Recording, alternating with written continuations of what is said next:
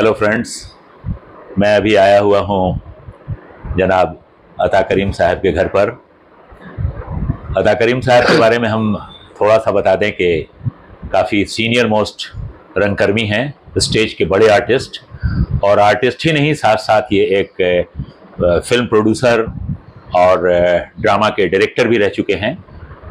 इस उम्र में भी ये आज इतनी ही मेहनत करते हैं, स्टेज पर शोज़ कराते हैं और ख़ुद करते हैं। तो मैं चाहता हूं कि एक इंट्रोडक्शन इनका आपको करवाऊं, और साथ में हमारे आप देख सकते हैं ये रिजवान साहब से भी आपकी मुलाकात है। ये देखिए, इनका वीडियो मैं अपने ब्लॉग में लगा चुका हूं, और ये रिजवान साहब के साहबजादे सुलेमान हैं। सब लोग बैठे हैं, बातचीत हो रही है। अदा भाई, आपका बहुत बहुत शुक्रिया कि आपने अपना कीमती वक्त हमारे चैनल अशफाक लेंस को दिया। तो मैं चाहता हूं कि नाजरीन से आप अपना तारुफ कराएं और अपने बारे में बताएं। पहली बात तो ये कि आप इस नाचीज़ को चीज़ बना दिया है। आपने कहा कि बहुत बहुत शुक्रिया। मैं तो आपका शुक्रिया अदा करना चाहूँगा कि आपने इस लायक मुझे समझा कि आप मेरा इंटरव्यू दें। अरे हैं भाई, अरे ओल्ड इज गोल्ड।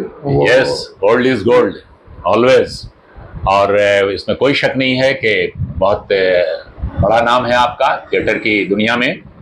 ये भले लोग ना समझें, लेकिन मैं आज इस चैनल के माध्यम से आपको हाईलाइट करना चाहता हूं, ताकि आज की जनरेशन इसको आपको देखकर ये समझ सके कि थिएटर क्या चीज़ होती है। उसके बारे में आप बताएंगे, क्योंकि आपने कई नाटकों में डायरेक्शन दिया है। तो ज़रा सा आप बताएं। देखिए, आपने मेरा नाम तो बता ही दिया कि मेरा नाम सैयद अता करीम है। मैं बिहार सेक्रेटरी सर्विस में जॉब में था। मैं अंडर सेक्रेटरी होकर के रिटायर कर गया। और जहाँ तक थिएटर की बात है, तो लगभग 1957 या 1958 से मैं थिएटर कर रहा हूँ। तो जिस वक्त मैं स्टूडेंट था 7th क्लास का, तो उसको भी जोड़ेंगे ही, क्योंकि मैं स्टेज पर तो आया पब्लिक के सामने बाज़ाब्ते। जी हाँ, बिल्कुल। और कहते हुए थोड़ा अजीब लगता है कि हमारा जो फर्स्ट मिमिक्री या थिएटर या जो भी हुआ सरस्वती पूजा के मौके पर पटना कॉलेजिएट स्कूल में, जो हमारे साथ को स्टार थे शत्रुघ्न सिन्हा, और उन्हीं के साथ मैंने पाला किया। शत्रुघ्न सिन्हा ये सुपरस्टार? जी जी, वाह, क्या बात। हम लोग क्लास फेलो थे पटना कॉलेजिएट के। तो पहले तो हम दरभंगे में रहते थे। पहले यहाँ पटना कॉलेजिएट में पढ़े, उसके बाद वालिद का ट्रांसफ़र हो गया यहाँ से, तो मैं दरभंगा चला गया। वहाँ CM कॉलेज का मैं स्टूडेंट था, तो वहाँ से मैं फिर ग्रेजुएशन वगैरह के चक्कर में रहा। तो वहाँ मैं थिएटर का कोई माहौल नहीं था, लेकिन मैं ज़बरदस्ती वहाँ किसी तरह से थिएटर बाँस बल्ला गार के या टाउन हॉल में करता रहा, लेकिन हमेशा करता रहा। सबसे पहले मैंने जो डायरेक्शन दिया 1967 में, आधे अधूरे मोहन राकेश की, तो उन्हीं का मैंने सबसे पहले 1967 में मैंने किया था। क्योंकि आप पूछ रहे हैं और मुझे बताना 67 की बात है। 67। ओहो। When I was student of BSc CM college Darbhanga. उसके बाद मैं फिर यहाँ जॉब में आ गया 1975 में। तो वहाँ भी करता, यहाँ आने के बाद पहले रेडियो स्टेशन ज्वाइन किया, उसके बाद कला संगम में सतीश जी के साथ थोड़ा रहा, फिर मैं अपनी संस्था बनाया। मैं और क्या बताऊँ। आप हमें ये बताइए कि जब से आप रंगमंच पर उतरे, आपने जाहिर है प्ले भी किया जी, और कई नाटकों का डायरेक्शन भी दिया। जी जी।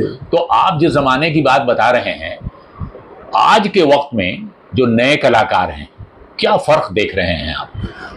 देखिए अशफाक साहब, उस ज़माने में और आज के ज़माने में बहुत फ़र्क आ गया है। देखिए, पहली बात तो ये है कि थिएटर करना आसान काम नहीं है। वो अपने खून को पानी बनाने के बराबर होता है। बहुत कठिन काम है।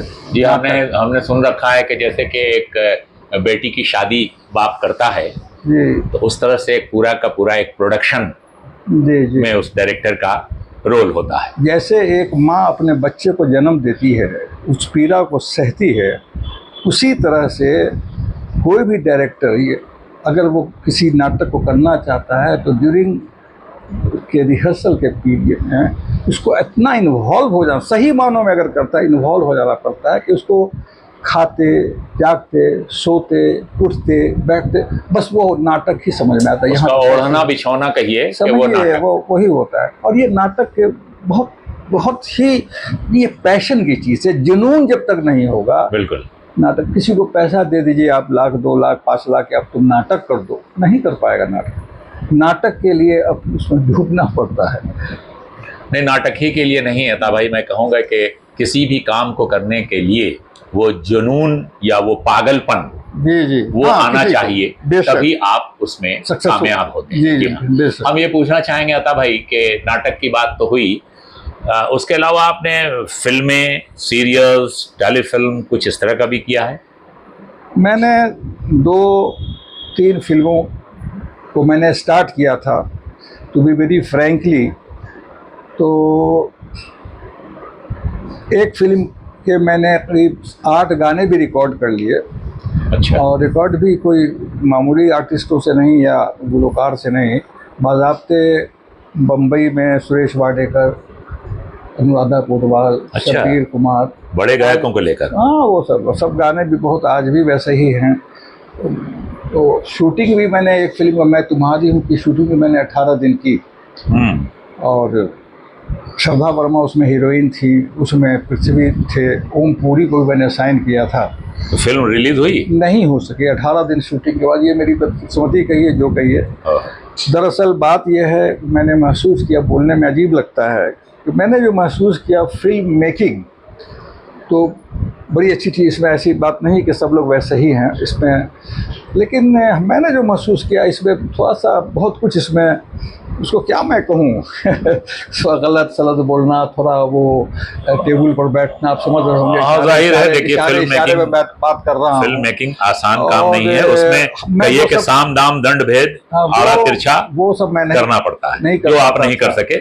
इसलिए नहीं कर पाया कि मैं इज्जत के लिए करना चाहता था। बिल्कुल बिल्कुल। ऐसा नहीं कि मैं ड्राइंग रूम में आपसे बात कर रहा हूँ फिल्म मेकिंग की और उसमें गलत सच बोल रहा हूँ, तो मेरे बच्चे बगल में हैं। हाँ। तो वो तो सुनेंगे ना। नहीं, वो तो होना ही नहीं, हमारी सुनेंगी ना, वो नहीं। समझेंगे कि साहब ये पटा रहे हैं या गलत सच बोल रहे हैं, लेकिन अंदर में वो क्या समझेंगे, मेरे हस्बैंड मेरे फादर जी क्या बोल रहे हैं। नहीं वो खैर, ये तो ईमानदारी होनी चाहिए, गलत कुछ नहीं होना चाहिए। तो वो फिल्म आपकी रिलीज नहीं हुई। एक फिल्म, वो फिर दूसरी फिल्म मैंने शुरू किया, उसके भी गाने सब रिकॉर्ड किए, उसके सब ट्यून किए हुए हैं, लेकिन आज भी मेरे पास सब बॉक्स वगैरह वैसे ही है पड़ा हुआ है। लेकिन अच्छा आता साहब, रेडियो में नाटक से भी आप जुड़े रहे? ये 1975 से लेके आज तक मैं हूँ वहाँ, बी हाई हूँ मैं। अच्छा, बी हाई ग्रेड आर्टिस्ट हैं जी, बी हाई किए हुए 75 से। ये 75 से जुड़ा। बहुत सारे नाटक आपने किए हैं। जी जी। रिजवान भाई, आपने भी तो बहुत रेडियो नाटक किया है।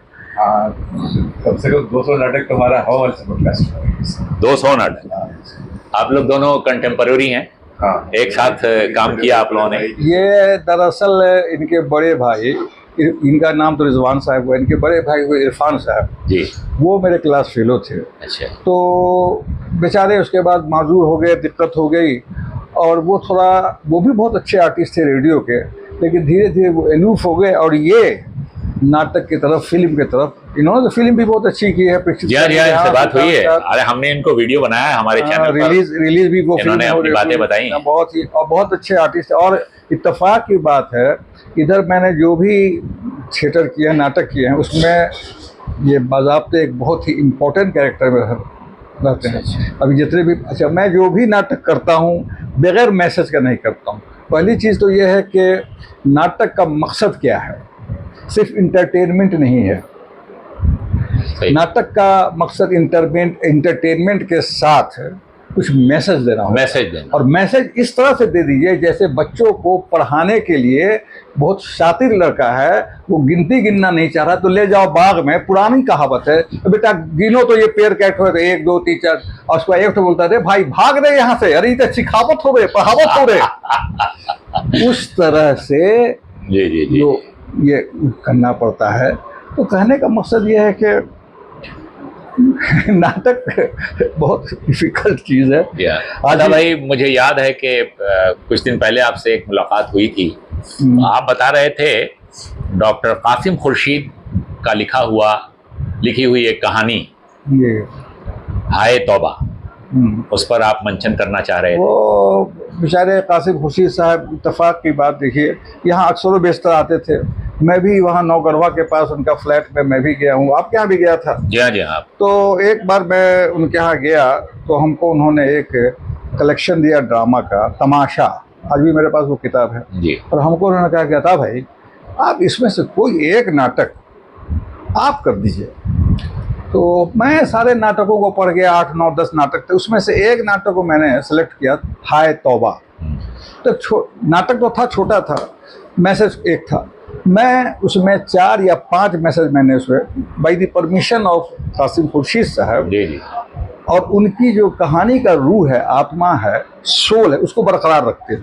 जी। मैंने कई मैसेज जोड़ा, आज वो रेडी है, लेकिन इधर मुझे फुर्सत नहीं हुई इंशाल्लाह। लेकिन बेचारे राइटर कासिम खुर्शीद साहब का इंतकाल हो गया, आप सबों को पता ही होगा जी, कुछ दिन पहले। अल्लाह उनको मग़फ़िरत फरमाए। तो बहुत ये ऊंची बहुत चीज़ अच्छी है। बात है, बहुत ऊंची चीज़। मैं जानता हूँ बहुत ऊंची चीज़ उनको, है। और उनका भी इंटरव्यू मैंने अपने चैनल पर दिखाया था, जी, क्योंकि जी। बहुत अच्छे कहानीकार, बहुत अच्छे शायर और बहुत ही खाकसार, बहुत नेक आदमी। जी, और मैं आपको बता दूं, उनके साथ मुझे एजुकेशन टेलीविज़न में हमने 18 जी, साल जी, उनके जी। साथ नौकरी भी किया, जी, जी। बहुत कुछ सीखा भी उनके साथ। जी, जी। और उनका वो प्ले जो आप है, तो मैं चाहूँगा कि उसको भी आप स्टेज इंशाल्लाह जरूर जरूर उसका प्रदर्शन करें। हाँ हाँ, एकदम करूँगा। ये तो अदा भाई, बहुत अच्छा लगा कि आपने हमारे यूट्यूब चैनल। ये हाल फिलहाल जो आपने ड्रामा किया है उसके बारे में बताइए। वो आपके क्या नाम है, खालिद खाना, आपके क्या नाम है? अभी देखिए, इस तरफ जो मैंने नाटक किया है, जी। खालिद की खाला कुदसिया जैदी की लिखी हुई। अच्छा अच्छा। वो कुदसिया जैदी साहब ने इस नाटक को लिखा था 1952 में, और 54 में दिल्ली में इसका जो है स्टेज हुआ था। बगदाद सहनी, कुदसिया जैदी 54 में। That was the first commercial नाटक। कॉमर्शियल नाटक का मतलब ये है कि फर्स्ट ऑफ ऑल दिल्ली में इस नाटक को करने में टिकट लगा था। अच्छा अच्छा अच्छा। समझा? वरना नाटकों को देखने के लिए लोग पैसे नहीं देते। नहीं नहीं नहीं, ये 54 की बात। और वो स्क्रिप्ट भाईजान थी 3.5 घंटे की ओरिजिनल, ताकि उस वक्त कुछ इंटरटेनमेंट का कुछ तो साधन था नहीं, जी। तो लोग नाटक बड़ा बड़ा होता, लेकिन इसको मैंने शॉर्ट करते करते 2 घंटे का किया। उसमें हमारे रिजवान बाबू भी थे। अब बड़ा ही अच्छा, बड़ा ही सक्सेसफुल नाटक हुआ। उसके बाद में ये जहर कौन पिए, अच्छा। वलायत जाफरी जो कि दूरदर्शन यूपी में, लखनऊ में वो डायरेक्टर थे, और उन्होंने भी उस मुंबई में उस नाटक को किया था, और उसमें काम किए थे ये शाहिद कपूर के फादर, ये पंकज कपूर। और कौन खान थे जो नीम के पेड़ में थे, वो ये लोग थे। तो हम एक हैंगल नोट थे सुना। उसके बाद वो जो नाटक मैंने किया, तो हमको इतना मानने लगे वो, कैसे कैसे जो ताल्लुकात बढ़ गया। और वो he was the founder of light and sound. तो मैंने अपने नाटक का, हम बड़ी बात नहीं बोलेंगे, अब उन्होंने कहा कि तुम हमको भेजो अपना ये पेन का, अच्छा। भेजो। तो मैंने भेजा उनको, तो उन्होंने देख के कहा कि अरे भाई करीम, तुमने तो हमको सरपास कर दिया, जबकि उन्होंने वीडियो हमको भेजा था। तो हमने कहा कि सर ये क्या बोलते, नहीं तुमने इबादत की, यही था कि तुमने इबादत की हद तक इसमें मेहनत किया, खुदा की कसम। ये वाह, ये कॉम्प्लीमेंट आपके लिए बहुत बड़ी बात। ये तुमने हमको, जबकि वो बहुत बड़े डायरेक्टर थे, director plus song and drama division का जनक वो आदमी। तो खैर, इससे हिम्मत अफजाई मेरी, आपने मेहनत की होगी, इसीलिए आपको वो कॉम्प्लीमेंट। फिर उसके बाद हमको दिमाग में, अब मैं क्या करूँ, तो स्क्रिप्ट को शफी मशहदी साहब के पास पहुंचा। अच्छा। शफी मशहदी वेल नोन है, इंडिया नोन हैं। वो गवर्नमेंट ऑफ बिहार में क्लास 1 अफसर भी रहे हैं, बहुत बड़े शायर भी हैं, एंकर भी हैं, और ड्रामा नवीस भी रहे हैं। तो उनका एक नाटक मैंने खुदाबख्श लाइब्रेरी से ऊपर किया, मुट्ठी भर खाक। मुट्ठी भर खाक मैंने मुट्ठी भर मिट्टी। तो खैर उनके उस नाटक को मैंने डेवलप किया, करने उड़ने के बाद हमने उस नाटक को कालिदास रंगालय में किया। और शफी मशहदी साहब भी आए उसमें, और उन्होंने अपने सारे VIPs को बुलाया उसमें, माशाल्लाह। उसमें भी रिजवान साहब थे, अब बड़ा ही अच्छा काम किया उसमें। एक सॉरी एक छोटा सा मतलब ये है कि उस नाटक को देखने के लिए ये मेरा बेटा दिल्ली में था, हाँ। विदाउट रिजर्वेशन चैनल कंपार्टमेंट में बैठ करके आया और उसने देखा। अच्छा, आपके नाटक को देखने के लिए वो दिल्ली से आया? सिर्फ देखने के लिए, कोई रिजर्वेशन नहीं था, क्योंकि पापा का नाटक हो रहा है, हम दिल्ली से विदाउट। बहुत बढ़िया, आप लोगों के जज्बे को हम सलाम करते हैं। बिना बताए आए थे वहाँ डायरेक्ट थिएटर में एज एन ऑडियंस जब देखे तो फिर और चार चांद लग गए कि ठीक है, हम लोग भी आए हुए। क्या बात है, क्या बात है। अता साहब, हम ये चाहेंगे कि आप लोग तो एक वरिष्ठ रंगकर्मी रह चुके हैं, इतने सारे नाटकों में काम किया, डायरेक्शन किया, कई जगहों से आप लोगों को कॉम्प्लीमेंट्स मिले, तो आज की जो जनरेशन है, नए कलाकार, उनको आप क्या मैसेज देना चाहेंगे? मैसेज मैं यही दूंगा कि देखिए, पहली बात तो यह है कि आप किसी को अपना गुरु जरूर मानिए, किसी को अपना गुरु। कहीं आदमी बच्चा पैदा होता है तो अल्ली बेते क ख क घ किसके जरिए सीखता है, उस्ताद आपको किसी न किसी को बनाना होगा। और आज क्या हो गया है कि जो सिखाता है, सीखने वाले ही उसके उस्ताद बन जाते हैं। वो तो कहते हैं ना कि कहावत है, गुरु गुड़ और चेला चीनी। जी तो ये मेहनत की चीज़ है, मेहनत जी। करें और कोशिश करें कि साहब जो नाटक हम कर रहे हैं उसमें डूब जाएं, उस कैरेक्टर में इन्वॉल्व हो जाए। फिर वहाँ पर आप अता करीम नहीं रहे, अशफाक नहीं रहे, वो कैरेक्टर बन जाए तो फिर उसमें जान आ जाती है। और क्या इसमें मैसेज देंगे बच्चों को? यही कहेंगे कि भाई नाटक करना है, थिएटर करना है तो बाज़ाब्ते डूब के करो। ऐसा नहीं कि बस 2 नाटक किया, अकल होकर डायरेक्टर बन गए और बैठ रहे हैं इधर उधर, बस अभी हमने ये किया वो किया। और जो जितना करता है ना उतना ही झुक जाता है और सीखने की लालसा होती है। जी जी जी। जी अता करीम साहब, आपका बहुत बहुत शुक्रिया। आपने बड़ा कीमती वक्त हमारे channel, YouTube channel Ashfaq lens को दिया। तो हमारी दुआएं हैं कि आप इसी तरह से खूब मेहनत करें। हालांकि एक लंबी उम्र को आप पहुंच चुके हैं, लेकिन आज भी आपका जो जज्बा है, मैं आपके जज्बे को सलाम करता हूँ। बहुत बहुत शुक्रिया, बहुत शुक्रिया, बहुत शुक्रिया। Thank you.